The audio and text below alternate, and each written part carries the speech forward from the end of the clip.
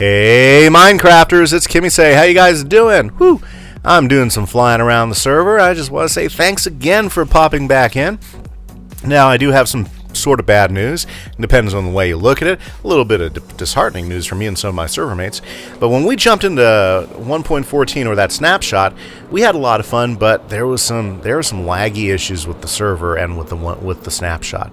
On a single player world, it wasn't that bad, but for some reason on the server, boy, it was a mess. And so we had a lot of little issues. For instance, chunks not loading and such. It didn't bother me as much. I was able to play through, but some of the other players on the server were having a hard time. And then we decided to try the next snapshot. And when I tried the next snapshot, it was bad. We were losing whole chunks of things. Of course, the Guardian farm wasn't working at all. For some reason, something they had done in that last series of code had pretty much shut down any type of Guardian spawning, which was pretty horrible. And, and then the other thing about it, too, is that all my shulkers, when I went to open them after the last time I upgraded to the next snapshot, they were all empty. So take that as a rule of thumb. Always back up your worlds and make sure everything's good. So, unfortunately, it had just corrupted everything so bad. I just went back to the last save we had, which was just prior to us jumping into that first snapshot. So we are back in 1.13.2. There were lots of size relief, except for maybe Splinter, because he achieved a beacon during that time, and now he's going to have to go find another Wither Skull so we can go ahead and achieve that beacon again. But that's okay. I have confidence he will knock it out. He won't have any trouble doing it. So, what are we doing today? Well, yeah, 8-bit kid, I'm sorry. She had lost her elytra. That's what she's typing about. She had lost her elytra a few weeks back to a pigman, and she finally found the zombie pigman. I guess and I told her to go kill him. She killed him. Guess what? No elytra. Oh, well, anyways, okay, so today, what do we got planned for today? We got a lot of things planned for today. What we are going to do is we are going to get that pesky ink, because unfortunately, a lot of the builds I want to do is going to require some black ink. Now, I've already been looking at places to build a good ink farm. Right now, the best place to build an ink farm is in a river biome. Now, I've looked for a place that's close to spawn, and this looks like this is probably going to be the best spot right here behind Trunks Castle. Now, I've gone ahead and laid a perimeter around here to find all the blocks that are actual river biome, because we don't want plains, we don't want mountain, we want river biome. And so all these slabs I have marked out right here, what they do is they mark the border of our river biome. So what I'm going to do is I'm going to start digging this out here in just a little bit.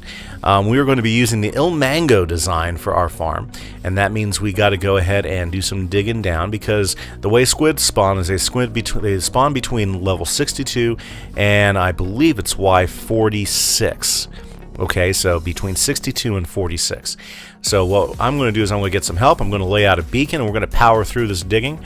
And as soon as we get that done, I will be back and show you where we're at. Okay, guys? Okay, see you in a bit. Hey guys, this is Kimise. I am back, and I'll tell you what, this was good times.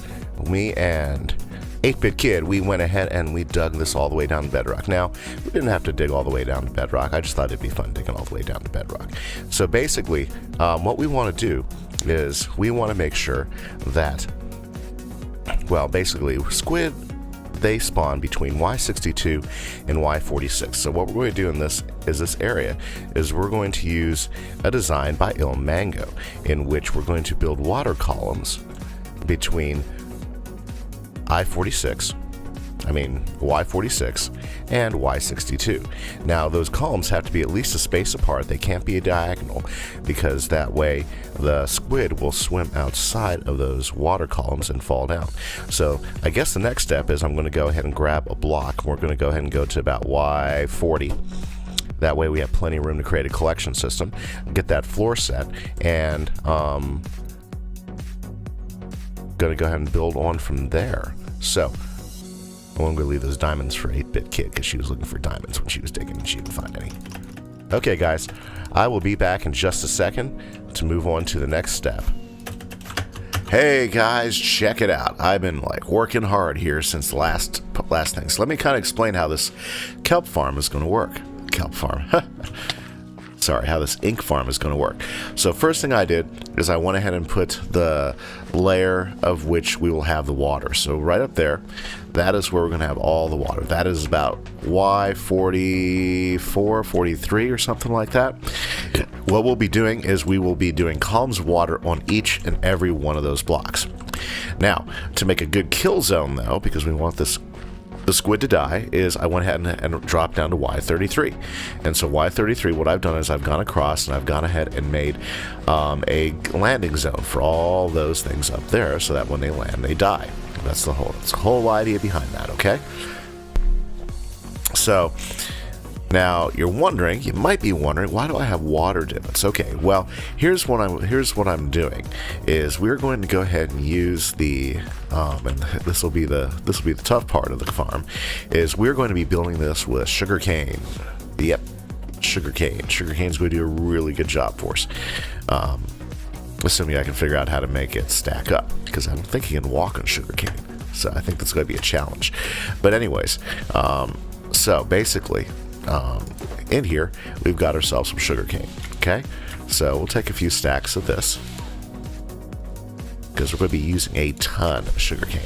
And I'm also going to go grab a stack of sand. Let's see here. Yeah, a stack of sand for doing some pillaring, because I think that'll be the easiest stuff to use for right now until we get to 1.14 and have the new scaffolding blocks. Okay, so here we are at the bottom. Let me just show you how this is going to work, and we'll go ahead and start way over here on this side. This will probably be the best way to start. Okay, so what we want is on each one of these blocks, we've got to put, yep, you said it, sugarcane. Ooh, I can do it that way. That's going to make life a lot easier. Okay, now the downside is it's going to take a lot of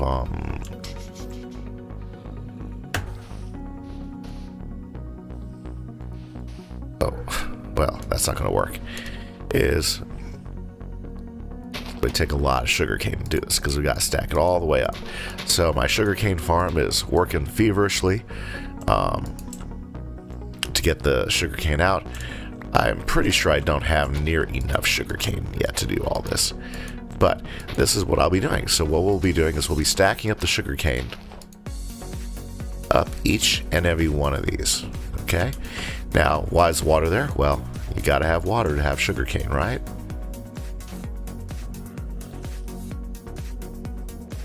Yep, got to have water to have sugarcane. And so basically what we'll be doing is we'll be having sugarcane on each one of these corners. And that's really the whole secret to the farm right there, is every place where we can land sugarcane, okay, is we're going to be stacking this stuff. Stacking it high. So I guess I'm just going to start getting after it, because this is going to take most of the time to build this farm. Once I got this done, then I just got to figure out a collection system for collecting all of the goodies as they come down, which is probably going to have to be a hopper minecart. Okay, guys, so this is Kimise. I'll be back in just a bit. Hey guys, this is Kimise. I am back. Well, let's check it out. So I've got the next section made. There it is going, and I'll tell you what, these two are just producing.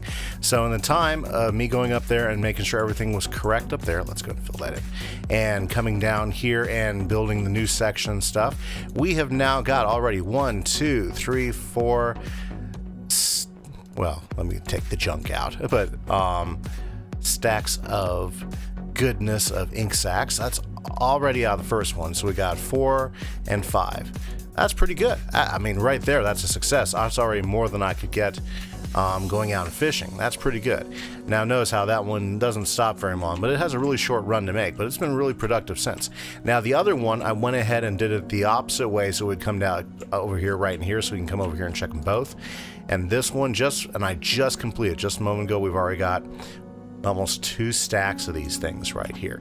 So the ink is flowing. Look, it's already dropping stuff off. So let's go ahead and take a look upstairs and see just exactly how far I got up here.